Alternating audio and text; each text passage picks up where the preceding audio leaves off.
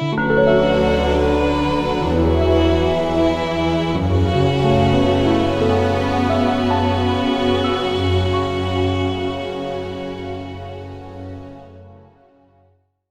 been talking on the Yogacara approach of Buddhism, which is the study of consciousness.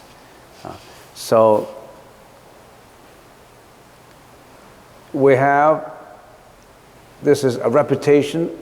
Every time when I start, I like to remind, especially because there's some people maybe who haven't heard about it before, so it's worth going through it for 5 minutes.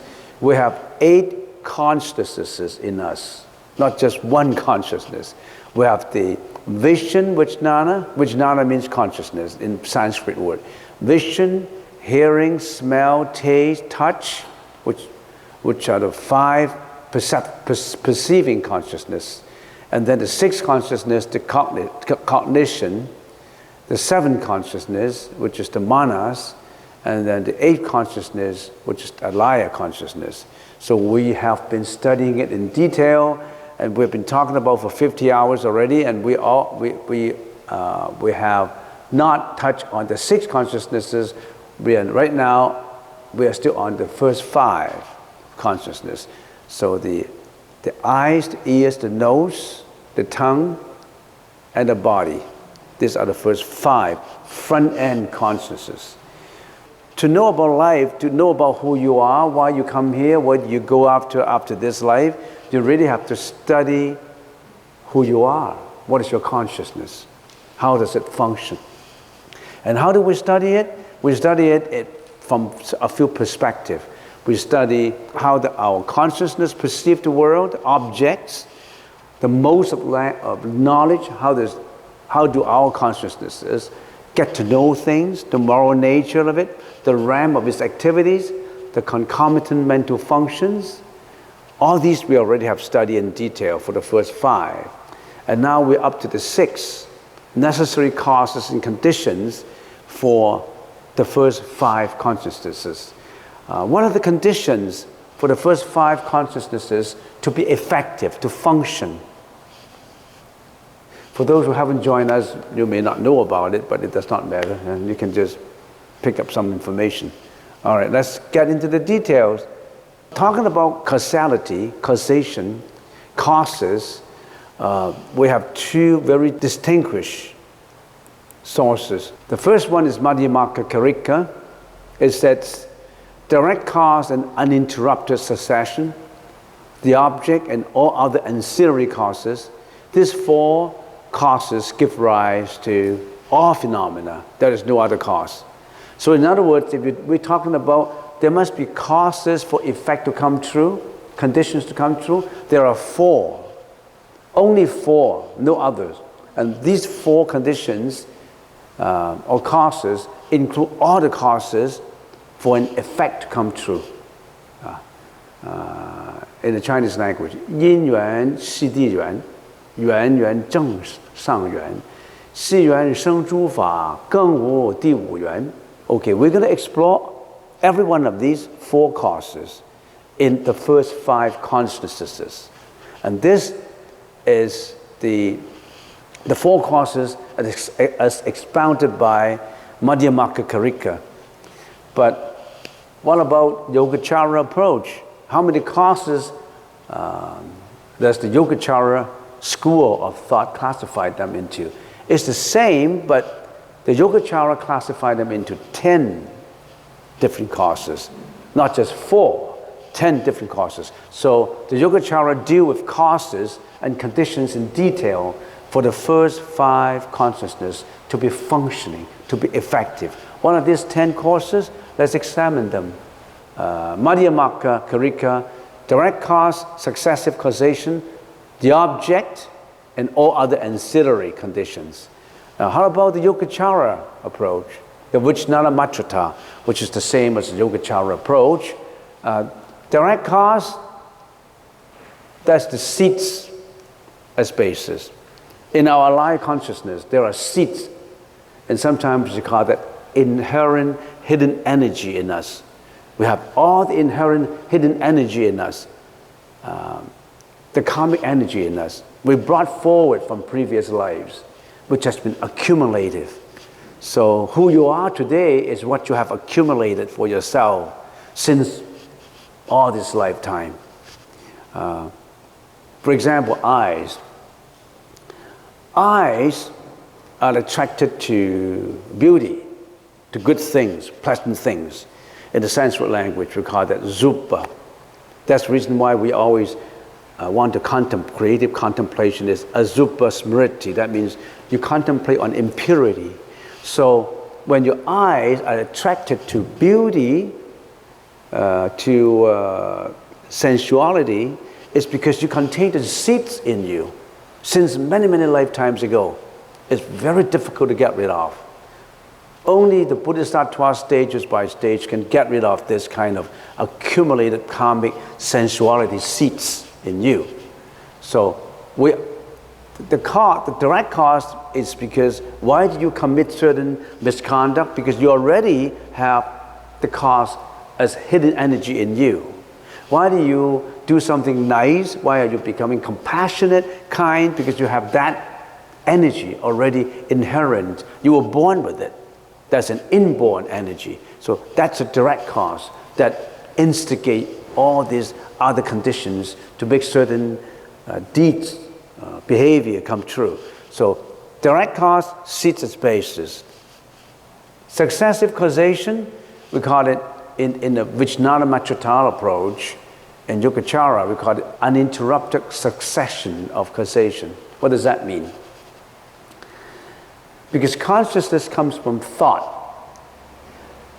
In order for your current thought to be effective or to come true, the antecedent thought must make way for it, must not interrupt with it. So if I'm thinking of, if I have a thought, my thought is in a succession intermittently, without interruption.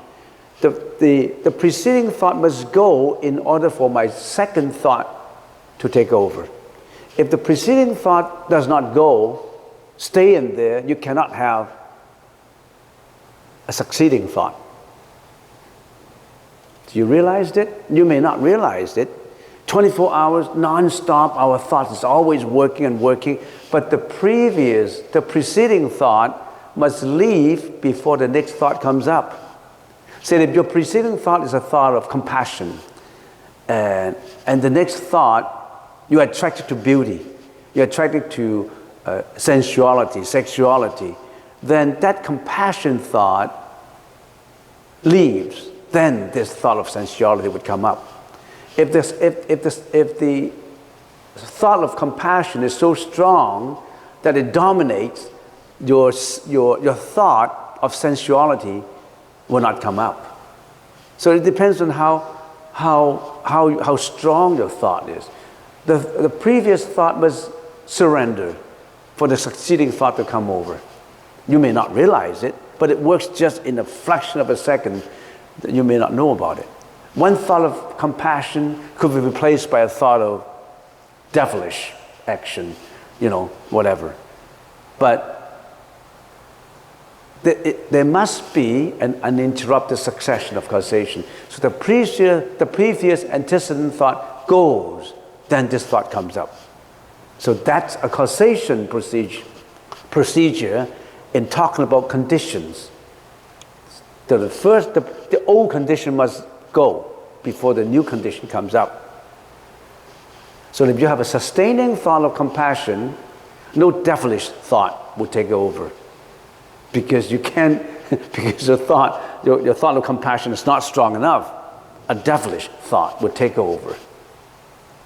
So that's why you must train yourself. That's why in Azupa Smriti, you know what is Azupa Smriti? Azupa is thought of impurity when you attach to sensuality. If that's not strong enough, the purity thought cannot be effective. So you must train yourself. That's why this Azupa Bhavana must keep on going, training until it's so strong that if any thought of sexuality comes up, it's interrupted by the thought of compassion, by the thought of purity. See? No, next one. The object. What does that object mean? That means the state, the surrounding. The object is what? Sometimes they call it objective referent. It could be a person, it could be a thing. Whatever you see, whatever you are my object. Everything is my object, my eye's object. Sound is the object of my ears, of my hearing. So there must be an object so that conditions will come true for the seeing to be accomplished. If there's no object, how can there be a cause for seeing? The eyes cannot see anything if there's nothing, you know. So that means the object. So these are the three: direct cause, successive causation cause, and the object. And how about all other ancillary conditions? The Madhyama can only do it by approximation, only do it generally. So, okay, there are other conditions. But the Yogacara break them down into 7 conditions in detail, the Vijnana Matrata. What are these? Sense organ. For the sense, for the consciousness of the eyes to come true, you must have the eyes organed. For the sense, for the hearing consciousness to come true, you must have the ears. For the tongue, you must have the tongue. For the nose, you must have the nose. So there must be a sense organ to be the condition for the consciousness. Next, space. In some consciousness, you need space so that conditions to become true. For example, in eyes, you need a space, because there's a space between the object and the sensory consciousness. If it's so close to the eye, touch to the eyes, you can see. That's why you cannot see your eye pupil. You cannot see your own, what do you call that? The lens, what do you call that? Contact lens. You can't see your contact lens because it's so close, right? So you need a distance, then you can see. So there's space as a condition. So there's light. So that for the eye consciousness to come true, if there's no light, how can the eye see? So there must be a condition for such a consciousness to be effective. What's the next one? Attention. If there is space, there's light, there's sensory organs, there's object, there's uninterrupted succession of causation, there is seeds, but you didn't pay attention to it. You don't know what you are seeing. You don't know what you're listening. You don't know what you're eating, because your attention is not there. So you got to have attention. That attention, remember we have 5 omnipresent mental functions. Attention must be present in order for it to become true. Next, basis of cognition. Basis of cognition is the 6th consciousness. So in other words, take an example for the eyes consciousness to come true, the eyes would only capture the representation, capture the image. But the eyes don't make the discrimination. The eyes won't say, that's Mr. Chen, that's Mary, that's a bad guy, that's a good guy. The eyes itself is just like a camera, the lens, the shutter. But it must go to the 6th consciousness to judge, to know this is blue, this is red. So you need the 6th consciousness for the eye consciousness to be fully function. Otherwise, the eye consciousness only function in a very short term, a few seconds. It only captures the image without discrimination. So you need the 6th consciousness, which is the basis of cognition.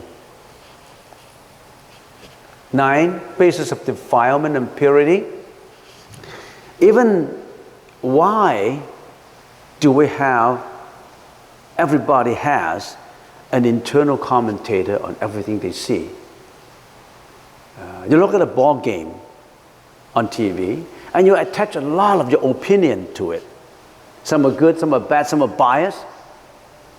Almost everything is biased, because you see the things as you see it, I see the things as I see it. So sometimes It's a defilement.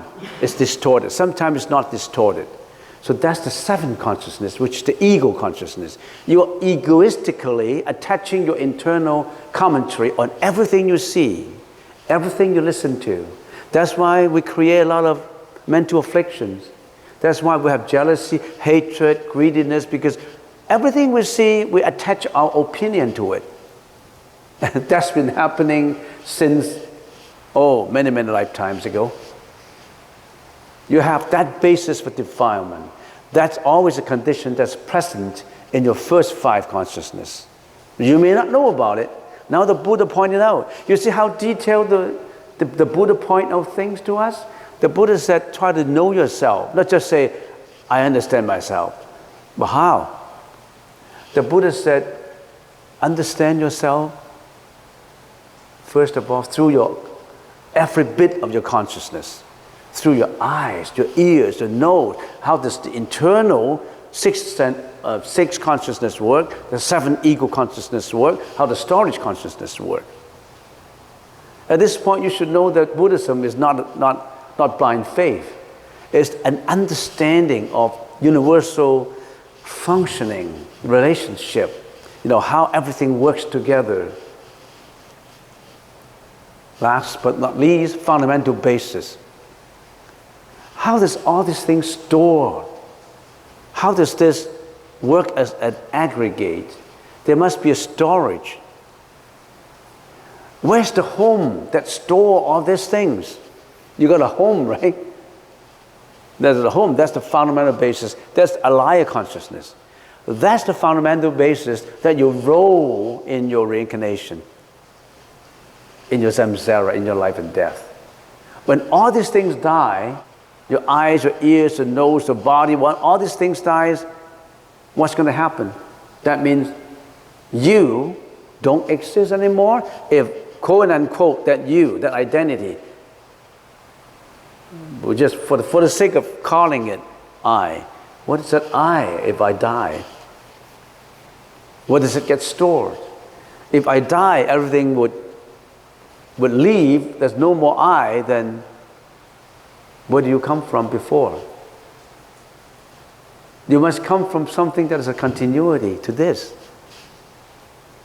And this continuity required a fundamental basis so that you have a continuity of life and death. If you don't believe in afterlife, not to say the profundity in the analysis of life and death, if anybody who does not believe in the next life, or who believe that if I'm gone, that's it. If that's the approach to the philosophy of life, to the value of life, that is extremely dangerous for the society. You know why? If I don't have an afterlife, I can do what I want. As long as I can please my senses. I can kill, I can steal, I can do whatever as long as it pleases my senses right now. I don't care about what happened. That's extremely dangerous. That is without consideration of causality. Causality happens not only in this life, it's in the whole horizon of past, present, and future. And your present is not just of the present life, of your previous life, of your future life, if you still have to roll into samsara. The Buddha has stopped samsara.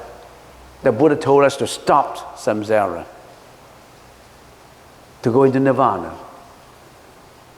So these are the conditions that must be present for the first five consciousness to be functioning, to be effective. Why do we have to study all these? Why? You think about it. Why did the Buddha point us in detail about these? And we are studying right now only the first five consciousness. Let's just consider the I consciousness, the vision consciousness. The vision consciousness requires all of these so that your eyes can see. What happens if you don't have space? Can you see your own contact lens? There's no space between your eye, your pupil, and that contact lens. You can't see it. If there's no light, can you see? No. If there's no attention, can you see? No. If there's no object, what are you seeing? If there's no uninterrupted succession of causation, that means I look at this lantern, if I'm so fixed onto it that my consciousness is only attached to there, how can I see you? You're there, right? So it has to be, I have to stop this preceding, antecedent, seeing, so that I can turn to you to see you. So if there's no seated spaces, if my vision actually has no vision spaces at all in my light consciousness, how can I see? So all these 10 conditions must come true in order for your eye consciousness to be effective. What happened for a blind person? He actually have lost the functioning of the eye sensory organ. That means he has problem in sense organ. If a person is blind, he lost his sense organ. Condition 4 is not functioning, he can't see.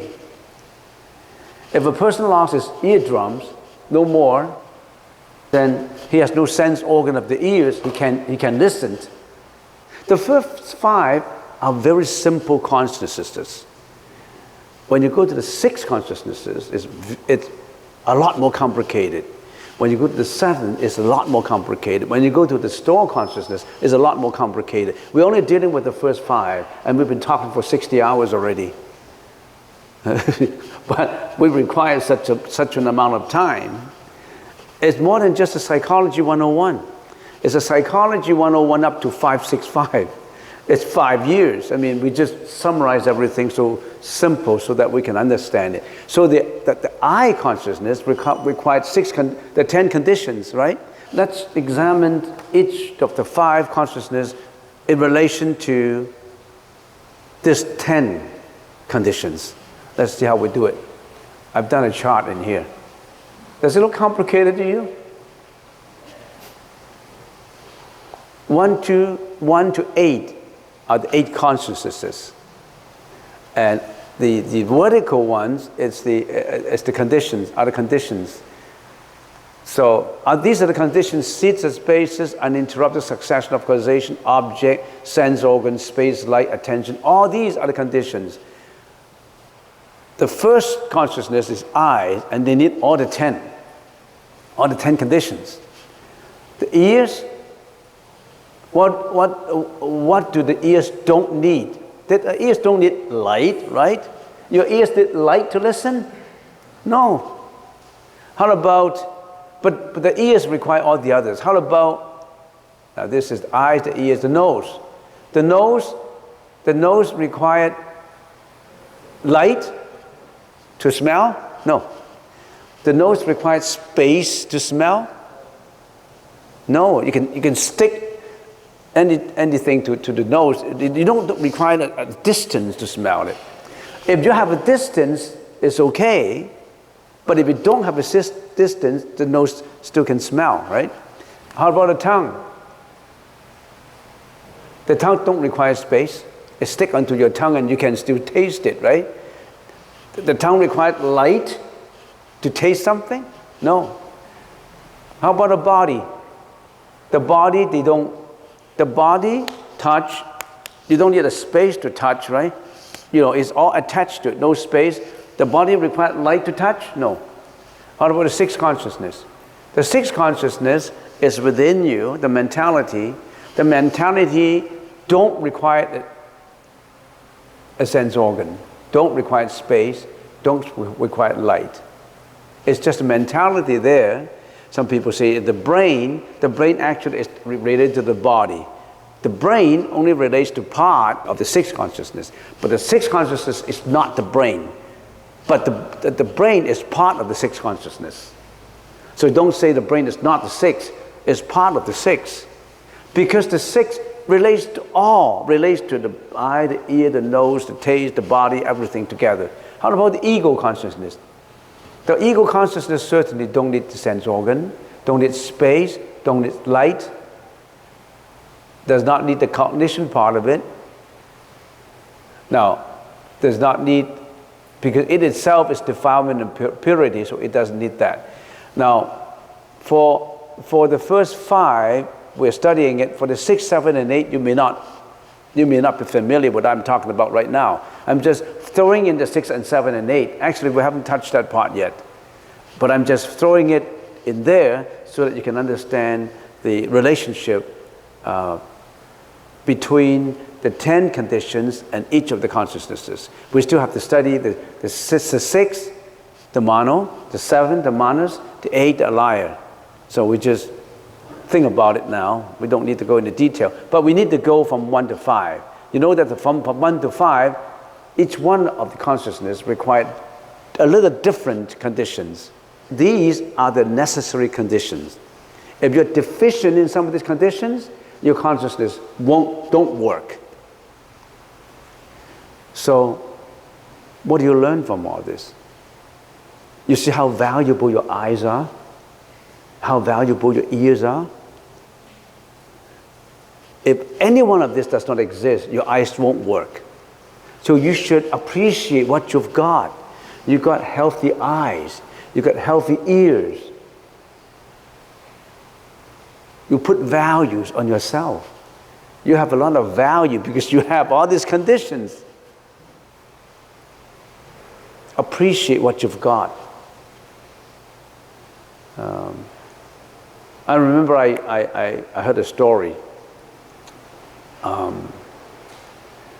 There was an Indian boy. He was living in a poor village. He didn't have any shoes to wear.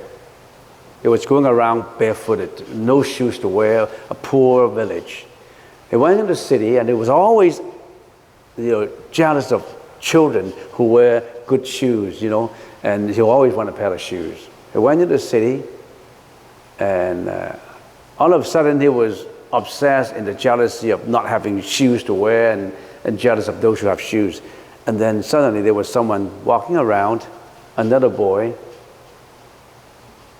He was limping with only 1 foot. Didn't wear anything. He was putting so values on shoes until he saw the next person who didn't have even legs to wear shoes. And all of a sudden he got enlightened. Oh, I still have my feet, my legs. But this boy didn't have he couldn't wear anything. It was so unfortunate that he didn't even have limbs. So you should appreciate what you've got. All right. So these are the necessary conditions for the production of consciousness. How do we get to know things? How do the eyes see? So how do the first 5 consciousnesses get to know and think about the perceived objects?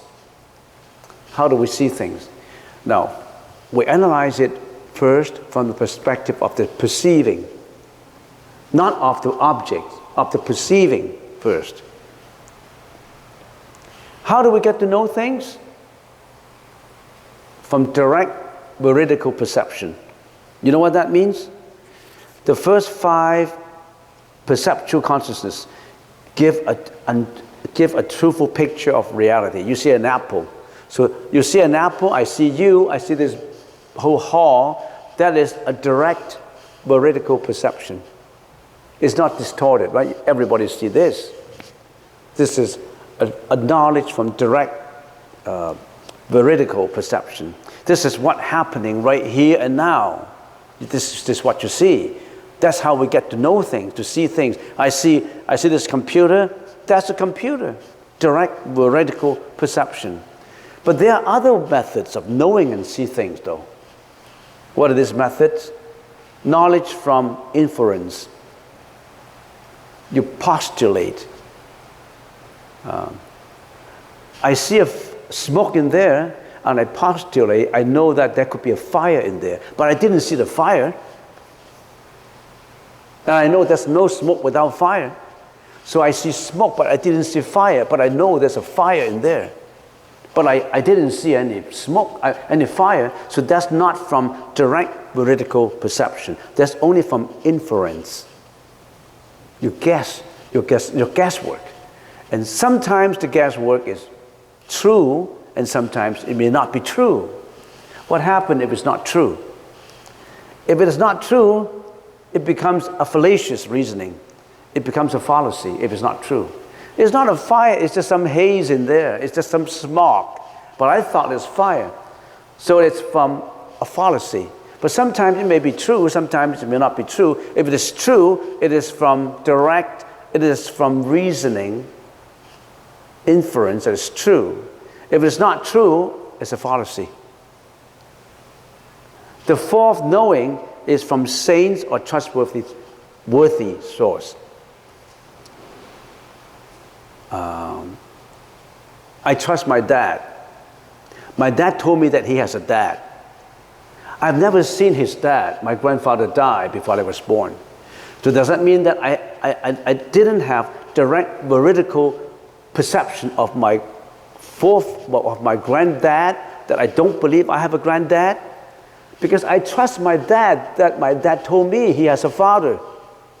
And from postulation, from inference, I know that if my dad's dad does not have a son, I won't have a dad. Right? Is it knowing by direct veridical perception? You have never seen your great-grandfathers before. But you believe you have a great-grandfather, right? So some people say, I only believe in ghosts that I actually see. There's so many things you didn't actually see, but that it exists. Because your eyes, your sensory organs are limited in ability. There is some sound that your ears cannot listen, cannot hear, but actually exists. That kind of sound exists because that sound is ultrasound. Your ears are not good enough to listen to ultrasound. Your ears are not even better than the ears of a dog. A dog can hear 2 miles away. You cannot. An eagle can see 10 miles away on a grain, on a bird, on a worm. Your eyes cannot see. So you cannot see. I believe in my own eyes. No, that's not logical. Your eyesight could be fallacious. Your eyesight is limited. I only believe in things I listen to. It's not true. Because your listening ability is limited. So these are the 4 sources that would build up our knowledge. Want a trustworthy source? Did you read any history book? The history says that Canada has been in existence for 150 years. The history told us that, we have Justin Trudeau, and Justin Trudeau's dad is Pierre Trudeau. And I believe in history. You can't say, I have never seen Pierre Trudeau. I don't believe his existence, right? You can't say that. Because history told us this is what it is. So sometimes you believe and know things not just from direct veridical perception. I've never seen a Buddha. I don't believe in a Buddha. But history told us that 2,600 years ago, Buddha existed in India. The world history wrote up that history. Here's a historical Buddha that existed in India. Kapilavastu, 2,600 years ago. He found a method to be detached from samsara, to get away from reincarnation, to go to full enlightenment, which we call nirvana. I don't believe it, but because I only believe when I see the Buddha.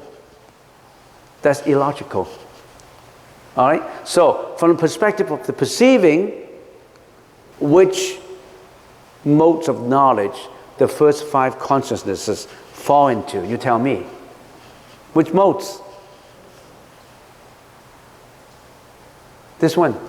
Knowledge from direct veridical perception. So the eyes can only see the present. Can the eyes see yesterday? Can the ears listen to yesterday's sound? You cannot, right? So your actually eyesight very limited, your ears very limited. So that's by direct veridical perception. That's from the perspective of the perceiving. You should be amazed at how the Buddhist teaching fit together. It's not about worshipping a faith. It's about understanding the universe, the relationship. Okay, most of knowledge. Now, here, from the perspective of the object, We just examine from the perspective of the perceiving. Now from the perspective of the object, we have the state of real objects. This is a real object that my eye see. It's a real object. And there are also the state of distorted objects. Objects that my eyes distort the information about, of distorted objects. And there's also the imaginary state of objects, discrimination. The first 5 consciousnesses only relate to the state of real objects. They can only see the reality, what reality exists. The eyes cannot see your dreams. The eyes cannot see what you think about in your mind. The eyes, the nose, the ears, the tongue, the body can only perceive real objects. They are very limited, but we need them for existence. Just to give an example on the vision, on the eyes consciousness. What you see, you get attracted to it. You get attracted to it because you have that hidden seed energy in you that instigate and arouse your attachment. And that's the reason why the Buddha told us to contemplate, to have creative contemplation so that you can slowly eliminate your internal obsession to what you see. That requires training. One of the trainings that required is Asubha Smriti, or the training of knowing that it's impure on the moment you see it, not being attracted by it. Why did people commit, for example, sexual misconduct? Because they attached to it. They didn't see the impurity of it. Why do people take on the misdeed of raping, for example? Because they are so attached to it, they instigate the internal hidden energy that they cannot get rid of it. That's an obsession. That becomes an obsession. The same applies to greediness, jealousy, hatred, you name them.